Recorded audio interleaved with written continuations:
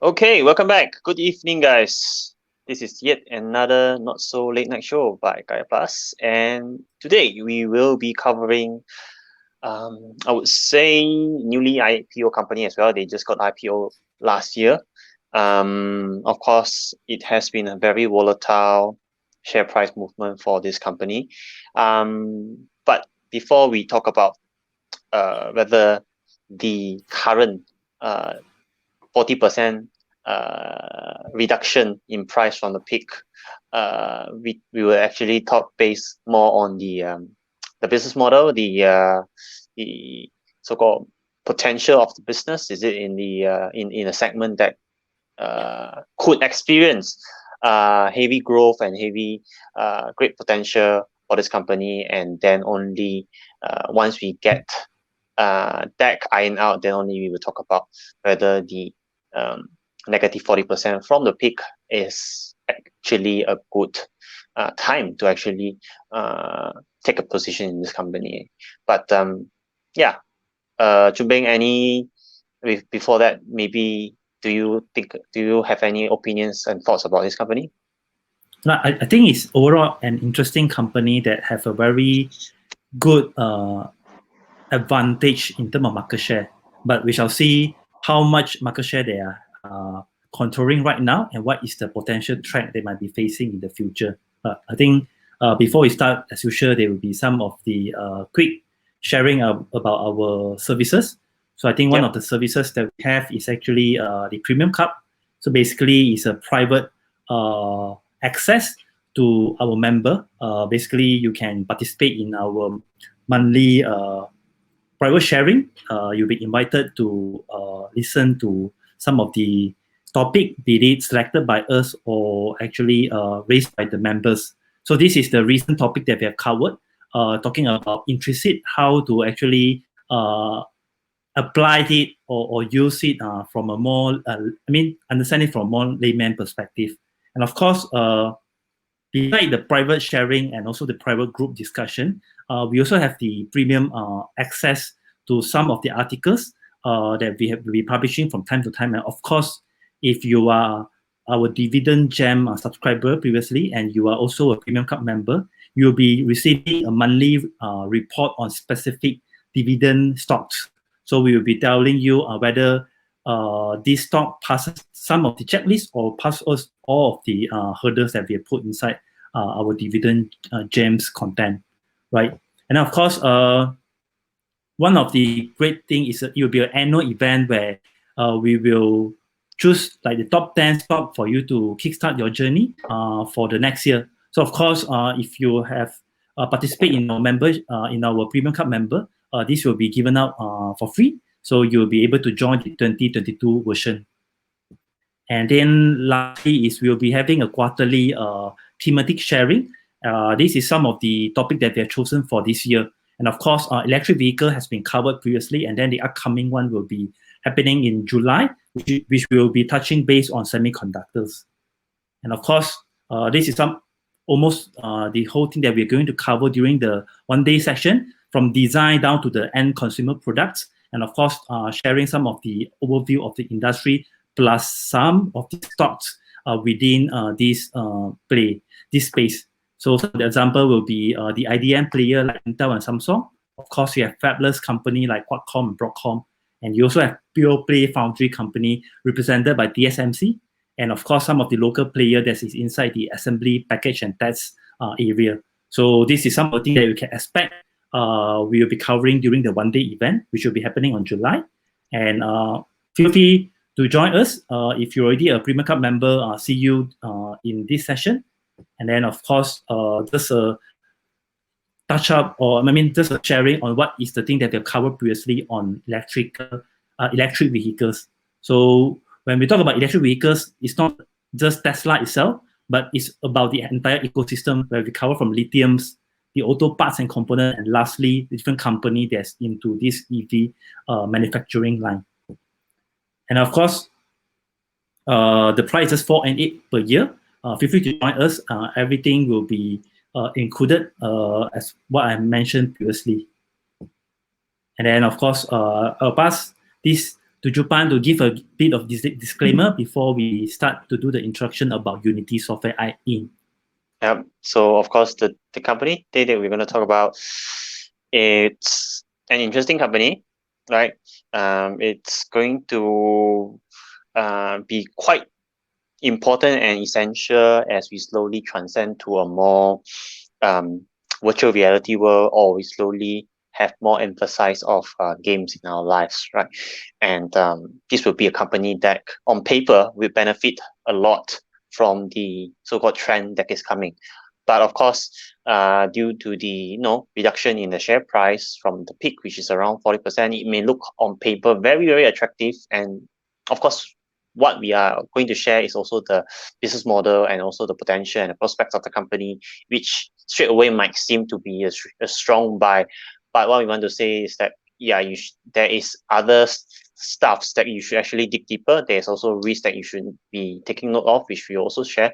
Please do not take what we share here as a buy, hold, or sell decision, but do your further due diligence if you really, think that this company is worth to invest. So that's about it. Yep. So I think I will cover the business information. I think the first thing that go into your eye if you search about Unity software, basically this is the thing that you will be using. You might not be familiar with this, but if you are familiar with certain software like Adobe Photoshop, they are like the same services, but then for game design particularly. Some of them even use this for 3D rendering some of the videos. But in general, they are more famous in gaming industry. So they call themselves as the game engine. So this is just an layout on how the software look like. Of course, we want to give you some of the introduction about the company, how they get started. Of course, like the other normal company, they started off by focusing into offering this as a software. Just like what I mentioned, it's like Photoshop, but then for gaming and also interactive 3D content. And then, of course, people, when they use this software, they are able to import some of the digital asset and eventually turn them into something that can be exported out for be it gaming purposes or video purposes. And when the beauty of this Unity software is the creation itself can be published to more than 20 platforms they have connected to. So some of the logo that we put in here is some of the platform they can publish to. For example, you can design the game in iOS and then you can publish to them, including Android and so on. So this is what Unity is all about. And of course, some of the key stats that we want to share to you, which is some of the number extracted from the latest annual report, is basically 71% of the top 1,000 mobile games were made by Unities. So 71% of the top 1,000 games. And they also claim that 94 out of the top 100 game studios were their customers. So this is like where they are inside this industry. They are definitely some of the leaders, especially in the mobile gaming industry. And as of now, they have about 2.7 billion active end users on its platform. So this is some of the stats you should take note. It's huge when you talk about Unity in gaming or 3D interactive content industry. And then, of course, some of people like me, we like to play console game.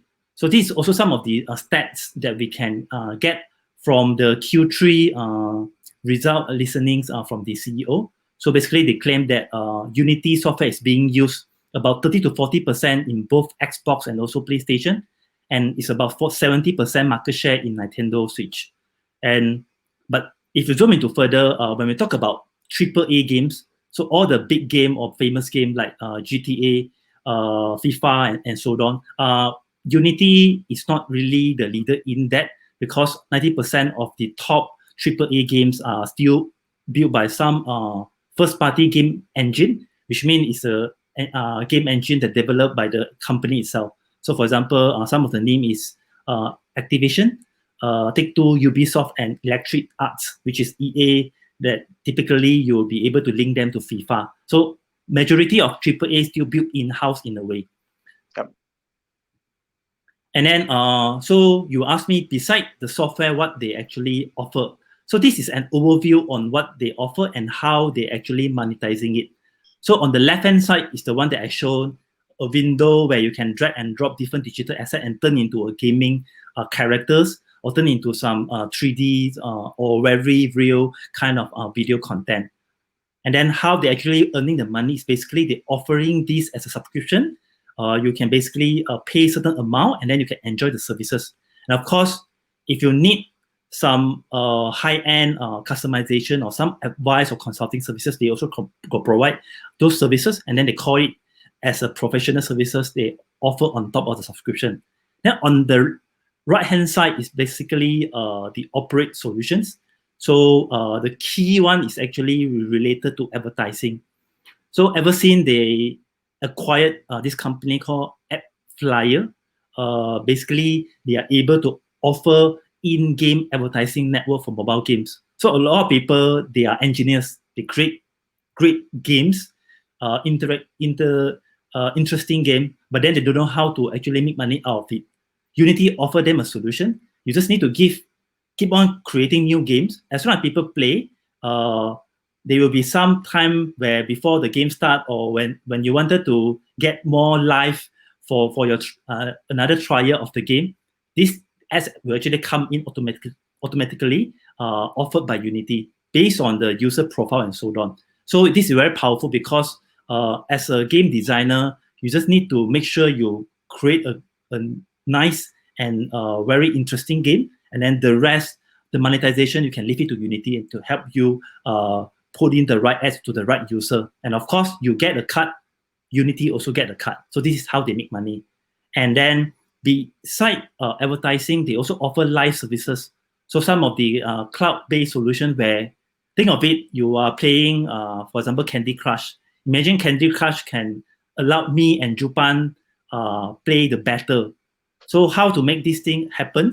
So Unity also can offer this kind of facilities or backend services for the game designer to put the engine in. So they can straight away enable you to create this kind of peer-to-peer kind of competition. So this is what Unity solution is all about. And of course, this is some of the illustration of the thing that's offered.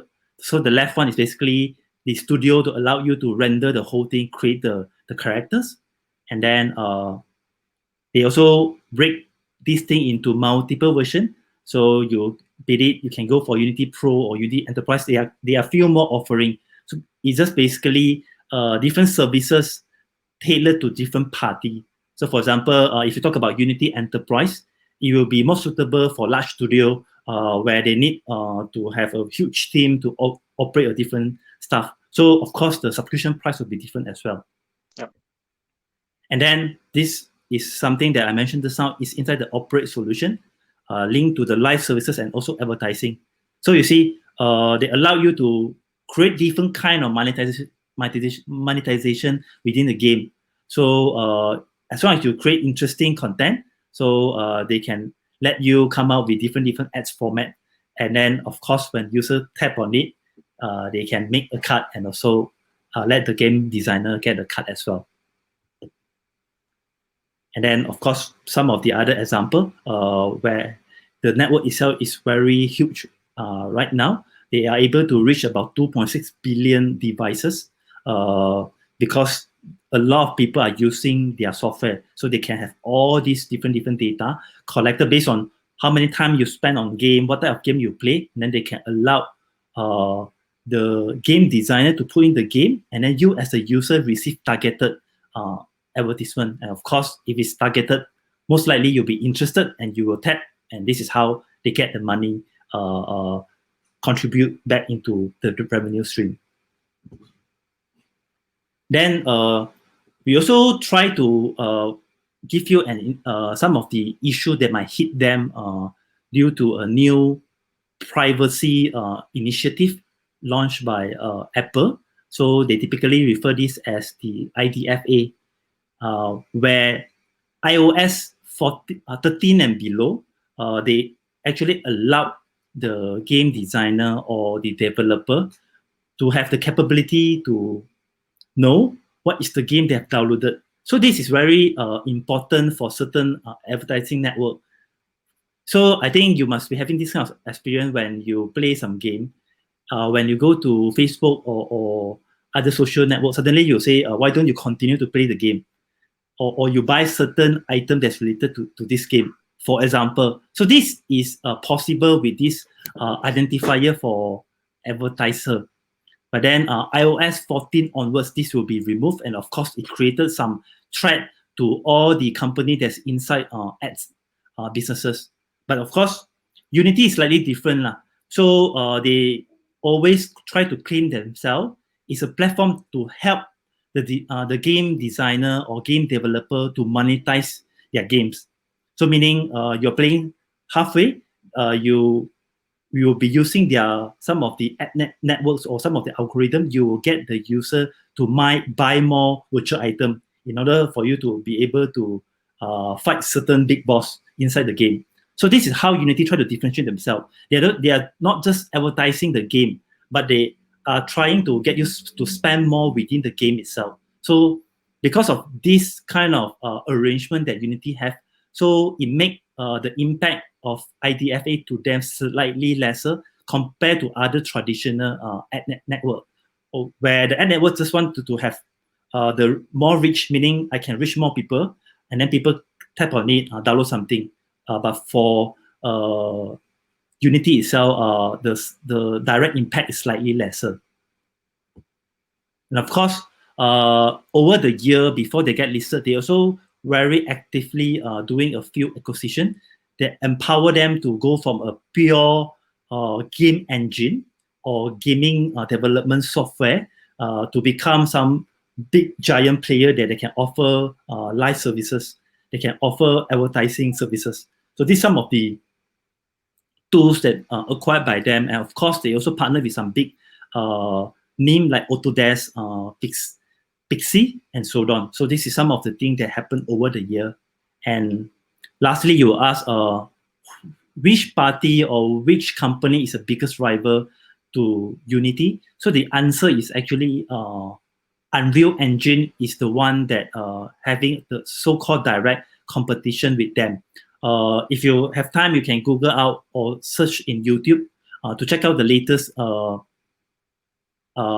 video published by Unreal. You will see what is the capability they are able to do. And of course, Unreal is an engine owned by this gaming company called Epic Game. And I think if you are interested in Unity, I think you should be technically slightly happier because Epic Game is having a very interesting lawsuit that's happening together with Apple. So with this thing, of course, Unity is the party that might be getting some of the benefit, but because Epic Game need to spend more time dealing with all this lawsuit.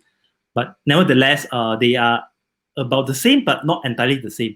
So the main reason is because Unity didn't plan to go into gaming side. They just wanted to earn the money from the game designer. That's it. They don't want to go into the end consumer where they develop game and then they try to sell the game. So from the business model perspective, it's slightly different. The audience also different. For Unity is pure B2B play, but then for Epic Game, they are more into B2C. So this is some of the things that you should know before you wanted to explore the number or the financial figure from the company itself. So this is basically what Unity is offering and some of the information or some of the services offered by them throughout the year. So I will pass to Jupan to cover some of the key number of financial statistics since they have published all these things online in the past few quarters. Okay, thank you, Junping. Of course, this is a company that has been making the news. Like ever since it got listed, I mean, the growth from the top line has been very, very exciting, right? So you can see that back then in Q1 of 2018, they were just doing something below 100 million only. But fast forward to the latest quarter of 2021, that means within 3 years, they have actually grown past the 200 million upline already. So it's going to be like 200% growth within 3 years, right? But one thing that you also need to take note of is that ever since they got listed, the losses also increases significantly. So previously, you can see that the loss has always stayed around 50 million USD. But once they got listed, once the IPO proceeds came in, it's not to say that things got worse, spun out of control. But since the company has more cash on hand from the IPO proceeds, then of course they have to be more aggressive in terms of their marketings and also their research and development. Hence, you see that the losses actually balloon to 150 million to 200 million, and as of the latest Q1 of 2021, it is a little past 100 million in terms of the net loss. And of course, gross margin aside, it's pretty good, right? It's around 70+%, but because the company is actually still spending a lot of money on the R&D and the marketing, so you can see that the losses actually escalated lah. So moving to the next slide, you can see that the revenue by the breakdown, since we talk about the company is helping people to create games, create 3D renderings, and helping them to monetize on it. So you can see that there are few segments that Unity actually categorize their revenue stream. So you have the create solutions, the operate solutions, and also the strategic partnerships. So one way or another, once you start to utilize the create solutions of Unity, then once your app is finally on track to publish and to get used by the public, then you also start to contribute in terms of the revenue sharing model, which is the operate solutions of Unity lah. So the create solutions will drive the operate solutions growth. And then apart from that, there's also some strategic partnerships that Unity has with the other game studios. So that's also a small key part of it. But the main portion of it comes from the create and operate solutions, and two of it is actually very synergistic. The create solutions will actually drive the operate solutions, and hence you see that the contribution from the operate solutions is actually much higher compared to the create solutions. So moving on to the next slide, to see the regional exposure of Unity, you can see that pretty much well spread around the world. So they have contributions coming from the United States, they have contribution coming from China, from the Europe, Middle East, and Africa region, and APAC, and also the other Americas. Of course, if you dig deeper to understand gaming companies all around the world, particularly for mobile game developers and also your Nintendo Switch developers, a lot of it are actually situated in the US, China, and also Europe, Middle East, and Africa regions, and also the Asia Pac. So you can see that a huge portion of it situated within these 4 key regions lah. So for other Americas and the South America sites, noticeably lesser game development companies. Hence, you see the contribution is just a little bit compared to the other key regions. Right. And of course, if you dig deeper into what is causing Unity's ballooning losses, you can see that the blue line, which is actually the research and development, ever since Q3 when they started to list their shares, when they got the IPO proceedings and listed on the stock market on Q3 2020, you see the sudden increase in the research and development and also the sales and marketing as well. So of course, all costs are increasing because this is a company that is rigorously expanding and also trying to maintain the next cutting edge technology in terms of its game engine, and also to ensure that through the sales and marketing and also the head count increase in the general and administrative expenses, it can continue to grow at a faster rate. All right. So of course, when you look at the latest Q1 2021 GAAP results, you can see that the revenue actually increased by around 41%, and the gross margin is also actually, I would say, pretty much stable. You can notice that even though Q1 2020 it was roughly around 81%, then it came down to around 75%. I would say that it's still pretty much stable in terms of the gross profits. But as this company is still very rigorously expanding and needs to actually cement or to strengthen the offerings and the edge that it has in terms of being a game machine and also a 3D rendering service and solutions provider, they always have to be on the front line by spending a lot in the research and development. So that actually increased by around 88%. And of course, you factor in the increased expenses from other categories like sales and marketing and general and administrative.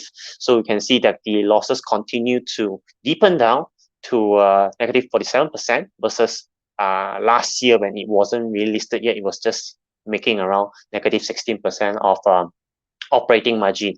And then if you come to the net loss level, it is still a very steep decline from negative 16% to negative 46% as of Q1 2021. So straight away, there will be questions that you need to ask, that how much more money will Unity spend or Unity burn to continue to grow sales and continue to create a better app, right?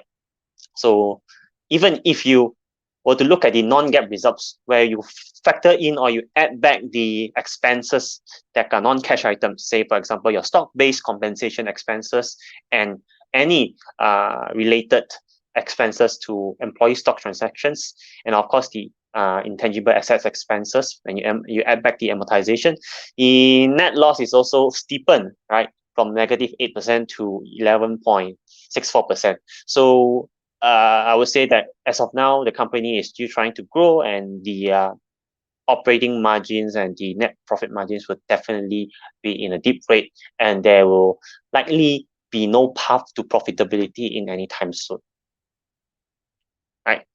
But one thing that you really need to focus on when you come across companies like Unity is that how many customers have they actually grew, right? So they actually have a good track record in growing customers, which are paying more than 100K in revenue, right? So from way back then in 2018 Q1, they had around 389 customers paying more than 100K. Fast forward to Q1 2021, that number has also grew significantly. So the more users or more customers they can actually convince them to pay more to enjoy the full suite of services offered by Unity Plus or Unity Enterprises, then higher chances that this customer will continue to spend more on Unity, the software, and also to utilize the services that Unity provides to also operate their games and apps within the app spaces as well. So it's still on an increasing trend. And the next good metric that you should also take note of is that the dollar-based expansion rate is on a higher trend. So what this actually tells us is that every year, what are the prices or the increase in prices that the old or recurring customer is actually paying. So say for example, in Q1 2021, your customers are actually paying 140% more than what they did in the previous year, or 40% more than what they did in the previous year. So when your customers, same base of customer, actually pay you more money, because it actually exhibits that your app is sticky enough and that the customer has no choice but to actually fork out more money to use back the same products and services that an app company like Unity is actually offering. So it is a good sign to see existing customers spending more to actually continue using Unity's products and services. So going on to the balance sheet, you can see that there is a sudden jump in terms of the assets and also the total equity. So the straightforward breakdown of the increase is due to an increase in cash equivalents, which is coming from the additional paid up capital. So when Unity sells shares to the public, goes listed to the public, straight away, they will issue out more shares. Hence, and a more paid out capital will come into the company in terms of cash. So that's where you see your total assets and total stockholders' equity are rising in tandem. And the debt level, of course, is just marginally increased. Overall, you say that this company has having a relatively strong balance sheet. And even if you compare the Q1 2021 balance sheet against the full year fiscal 2020 balance sheet, nothing really much changed. You see the total assets remain roughly the same, and the total stockholder equity actually decreased a bit. But that is because this company is still losing money. You are burning cash, and hence the losses will get parked into the retained losses, which sits under the total stockholders equity. Other than that, not much huge movement in terms of the balance sheet. And one thing you need to also check is the cash flow statements of Unity. So you can see that, yep, in the first thing that caught your eye will definitely be the increase in the net cash provided by financing activities. That is also the cash coming from the IPO proceeds, hence a huge surge of cash inflow coming from the funds raised from IPO. But the second item that you probably are more confident sort of in is because that finally there is some kind of positive operating cash flow from Unity. So, but then if you look deeper into what is actually triggering or what is actually driving the sudden positive cash flow from the operating activities in fiscal year 2020 is because that there are a lot of stock-based expenses, which is a non-cash expense, which is actually, if you adjust back, is giving Unity a very positive operating cash flow. But once you take that into consideration, the business is actually still burning cash rapidly. Of course, they spend more than what they earn in terms of the research and development, also the marketing expenses as well. So you go to the next slide, you can see that if you actually adjust back the net operating cash flow to exclude the stock-based compensation expense, it is all still on escalating losses, and the business is still burning cash and is still very loss-making lah. So if you look at Q1 2021 as well, the latest quarter, it is still a very cash burning exercise.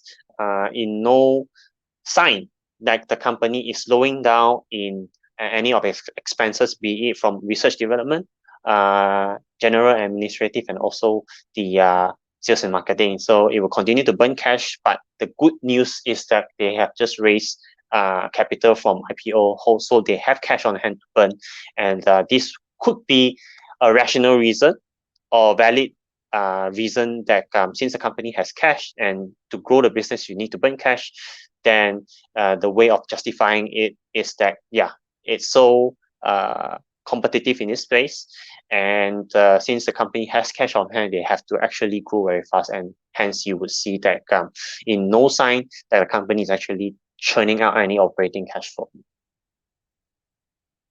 Right. Just apart from the operating cash flow, we're still on an escalating sign. The other cash flow remains pretty much same. Of course, the cash raised from IPO, some of it they actually use to purchase market securities, and then they will basically play around with the marketable securities to manage their cash flow to ensure that at least the cash not spent is actually churning out a bit of interest income as well, right? So last but not least, we actually will touch on the valuation of Unity. But maybe Chun Beng would like to start off to see for a company like Unity and comparing it with other related or some companies that you can actually link back to, say for example Adobe and also Autodesk. What is Unity's valuation like? Yeah, I think the chart shown here is the two closest company when we wanted to talk about Unity software itself. But of course, it's not entirely the same. Even though the first example I'm giving, when you talk about Unity software, is basically something like Adobe Photoshop. It's also the software, and of course, they're offering in subscription basis.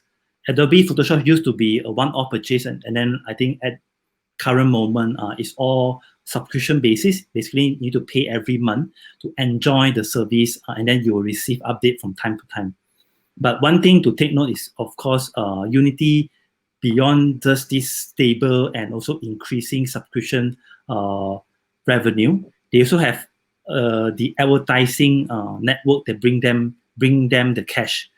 Compared to Adobe and Autodesk, which is slightly lesser in this area. So it's about the same in the subscription model, but Unity has something more to offer. But one of the key things that we are trying to see here is basically Adobe and Autodesk showing slightly very similar trend when you try to compare their price to sales ratio. So it's basically comparing their share price against the revenues. And then you get about 17 each as of 2020. And then if you wanted to zoom in on Unity, the number is actually very different.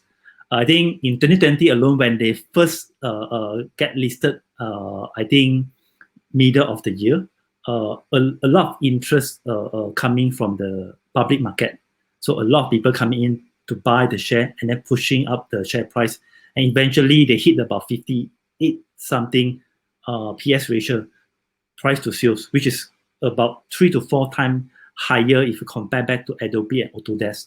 Now, of course, the recent price movement, from the peak, they drop about 40%, go to now trading about 90 plus US dollar per share. So the whole thing got, I would say, corrected to a better position where we can start to put this into the watch list and monitor and to see whether you should make the buy or call or not.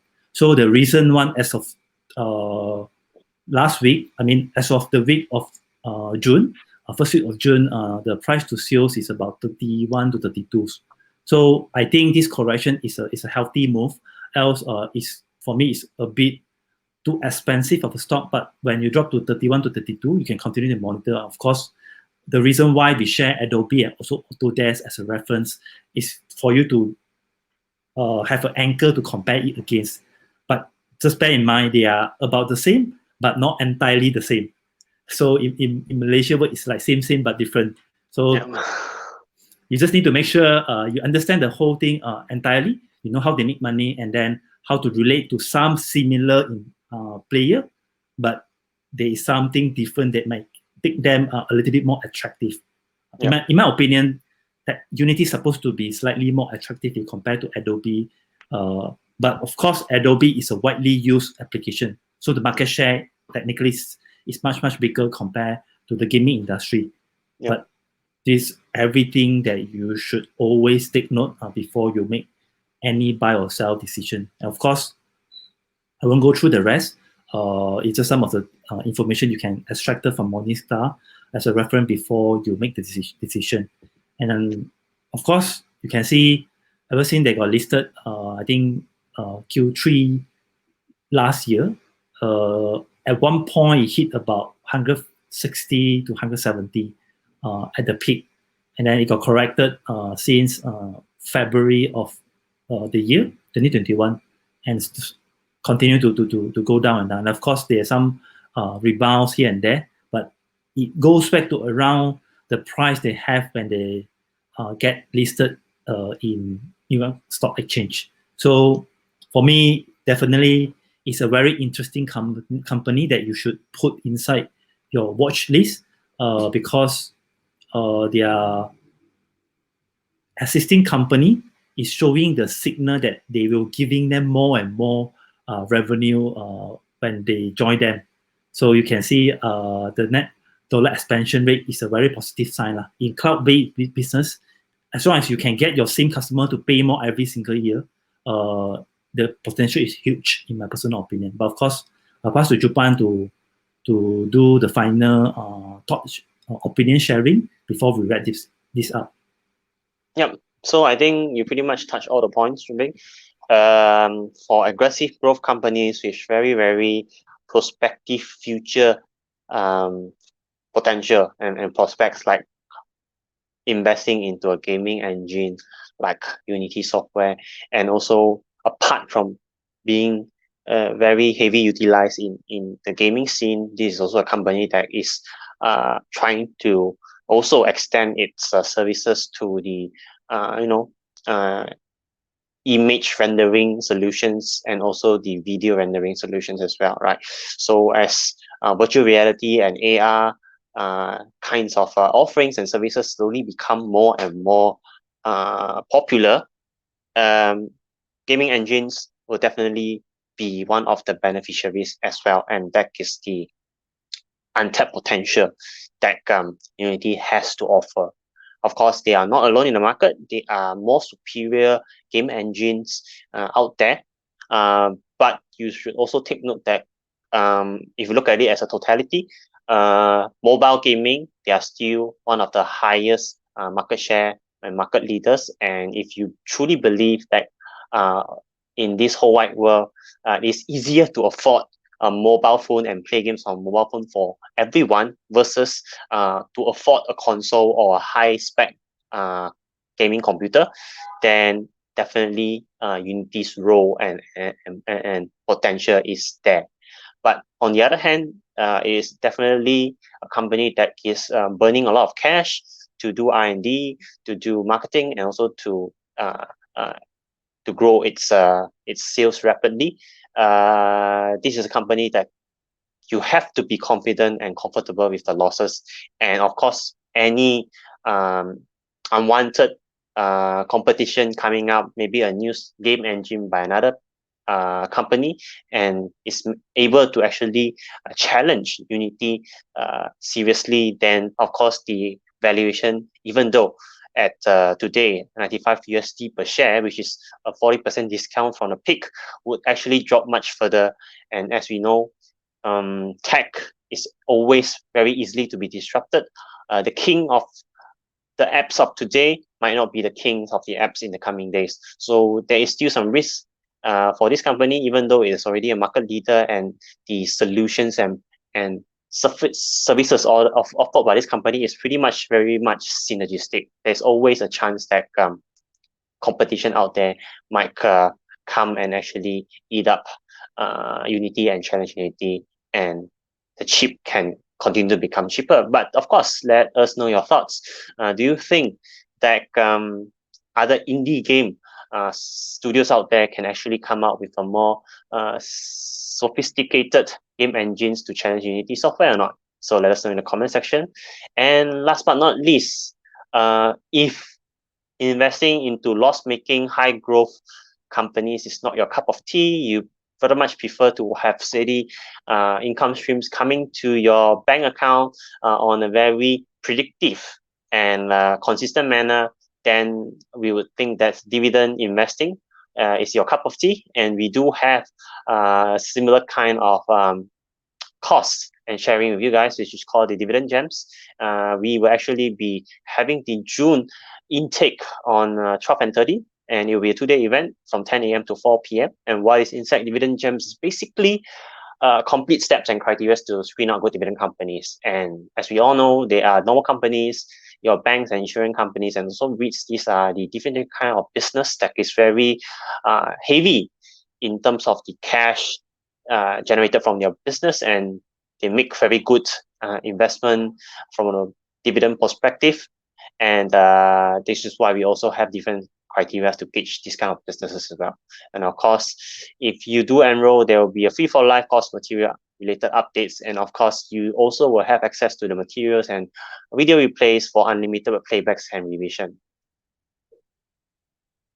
All right, so that's it for today for Unity. Interesting company, heavy, high potential and very good prospects, but there's still some kind of risk there. Anything you want to top up, Chubing, before we round up for the time?